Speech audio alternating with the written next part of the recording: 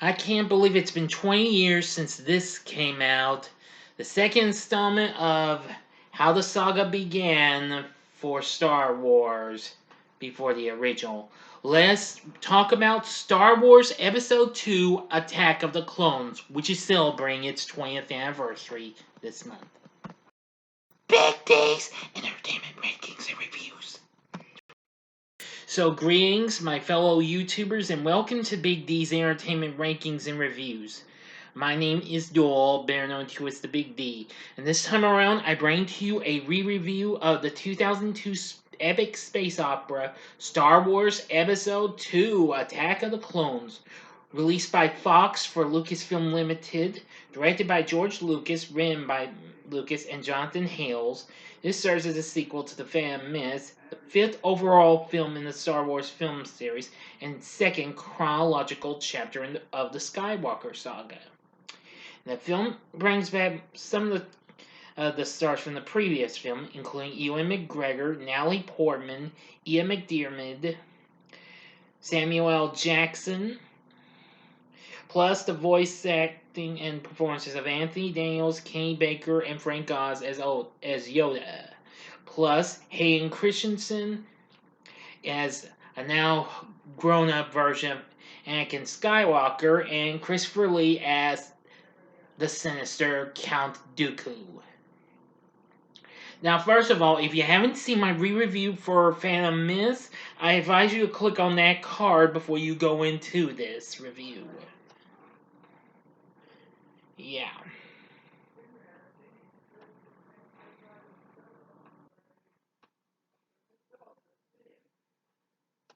Sorry for a moment of silence. Okay, that ought to do it. Now, this got mixed reviews like the last film did. Now, some critics hailed it as an improvement over The Phantom Menace, but others consider it the worst installment of the franchise. I don't care what they say about it calling the worst installment of the franchise.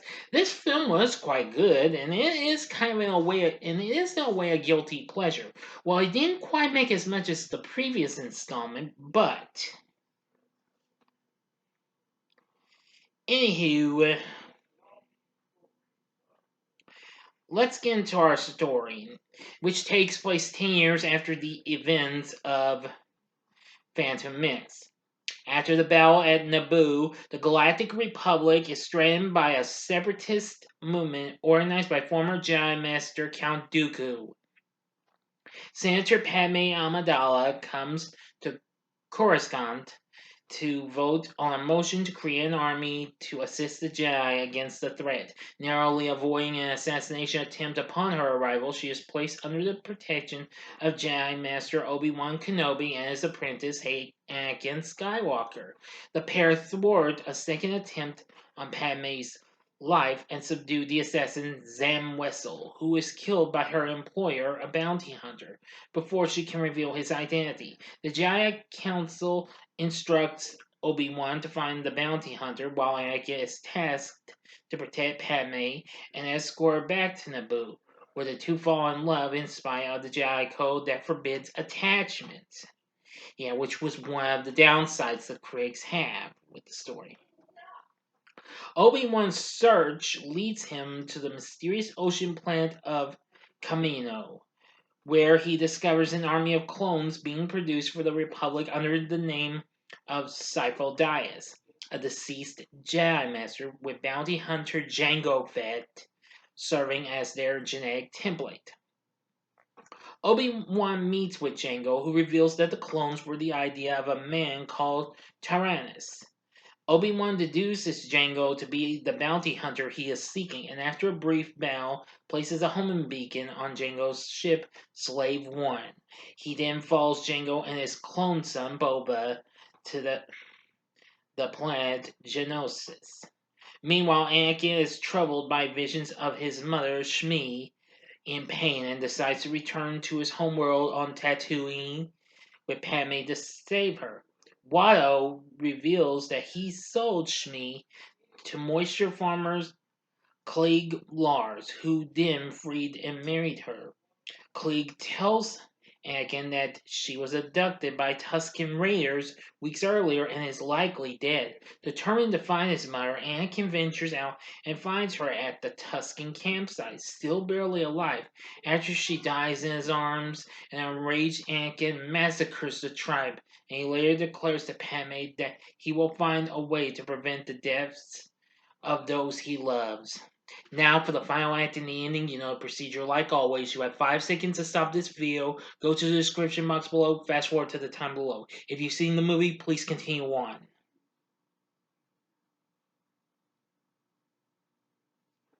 Okay, you've been warned. On Geonosis, Obi-Wan discovers a separatist gathering led by Count Dooku, who is developing a droid army with Trade Federation Viceroy Newt Gunray, and ordered the attempts on Padme's life. Obi-Wan transmits his findings to the Jedi Council, but is captured by separatist droids.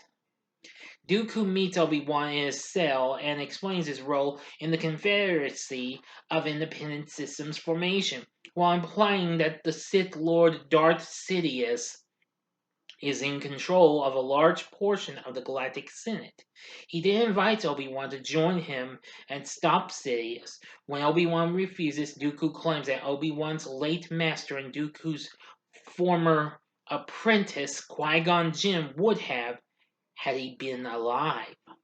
Meanwhile, Senate Representative Jar Jar Binks, we don't see too much of him.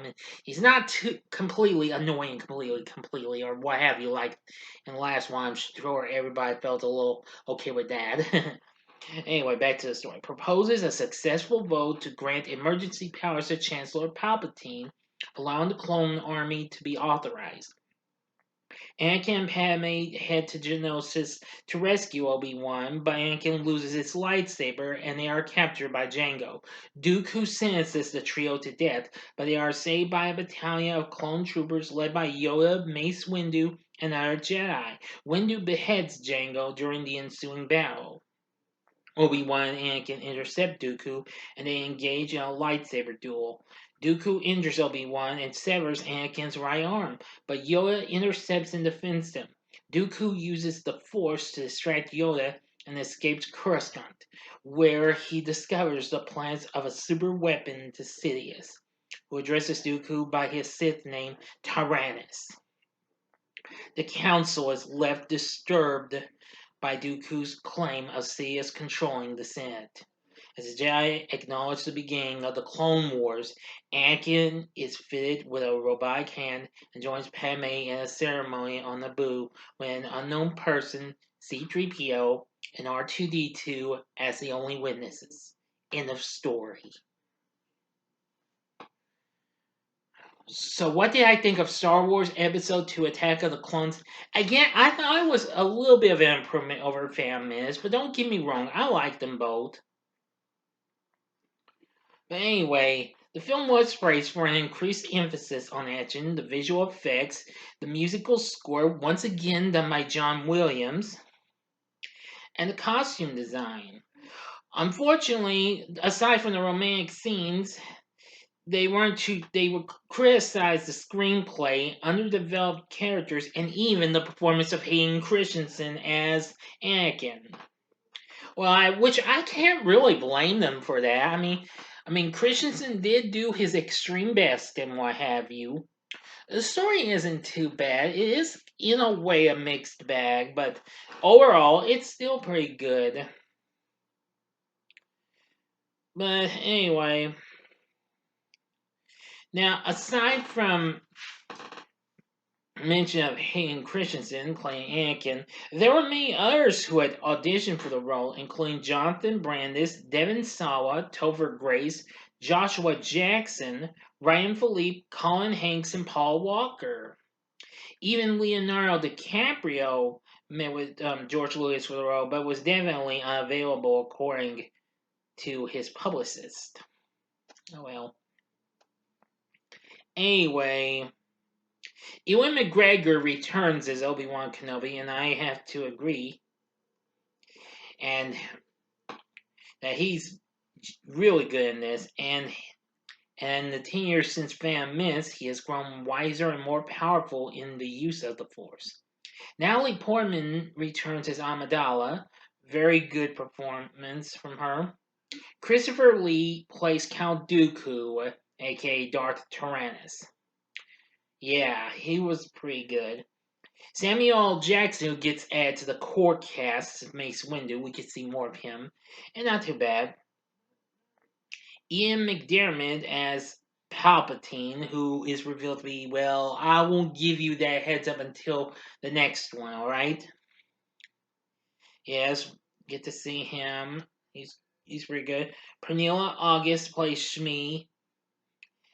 Tamira Morrison plays Jango Fett.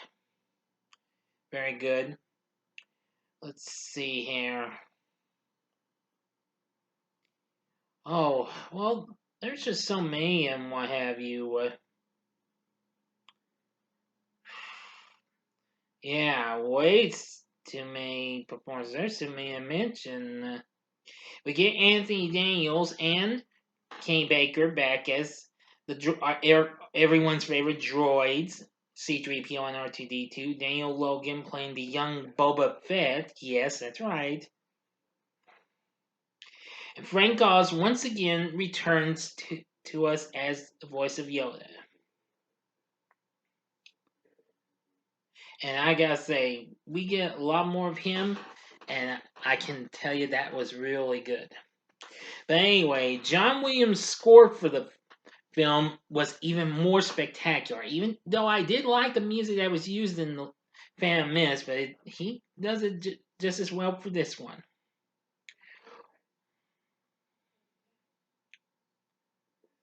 Yeah. But anyway,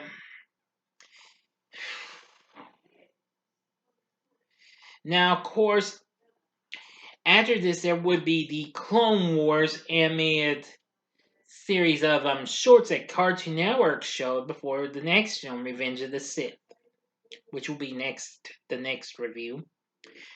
Anyway, despite the film didn't quite do as well as its predecessor, it went on to make 645 million worldwide, but it became the first Star Wars film to be outgrossed in its year of release, placing third domestically and fourth highest grossing film worldwide.